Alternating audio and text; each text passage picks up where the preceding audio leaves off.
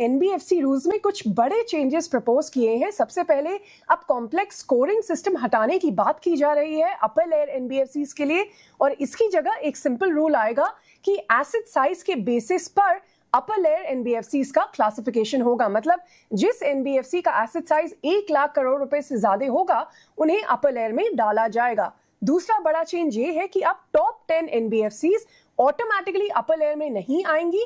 और तीसरा चेंज ये है कि गवर्नमेंट एनबीएफसीज को अब अपर लेयर में भी क्लासिफाई किया जा सकता है, जो पहले अलाउड नहीं था।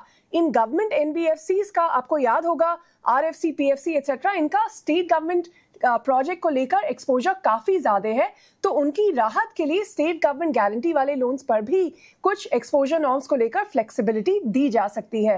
नाउ आरबीआई ये भी कह रहा है कि ये 1 लाख करोड़ वाली लिमिट हर 5 साल में रिव्यू होगी। अब समझिए इसका इम्पैक्ट।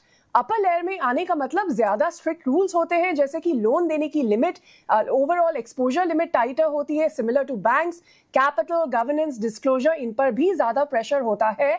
और कौन आ सकता है इस अपर लेयर में? अगर आप देखें आरईसी, पीएफसी, आईआरएफसी और हुडको, इन सबका एसेट साइज 1 लाख करोड़ के ऊपर है, तो ये भी अब अपर लेयर कैटेगरी पे आ सकते हैं। और कौन बाहर हो सकता है? उसमें पीएनबी हाउसिंग और सम्मान कैपिटल है, जिनका एयूएम 1 लाख करोड़ से कम है। पर याद रखें इन दोनों को 2023 में अपर लेयर में इंक्लूड किया गया था, और आरबीआई के करंट रूल्स के मुताबिक 5 साल के बाद ही उनका रिव्यू हो सकता है। सो इवन दो उनका एयूएम 1 लाख करोड़ के अंदर है, इमीडिएटली हो सकता है वो अपर लिस्ट से ना हटाया जाए। और फाइनली टाटा सन्स पर हमारी अंडरस्टैंडिंग ये है कि इन चेंजेस की वजह से टाटा सन्स की पोजीशन में कोई खास चेंज नहीं होगा। टाटा सन्स की डी रजिस्ट्रेशन एप्लीकेशन अभी भी आरबीआई के पास पेंडिंग है, तो उनको लिस्ट करना पड़ेगा या उससे राहत मिलेगी, उसका फाइनल फैसला आरबीआई ही करेगा।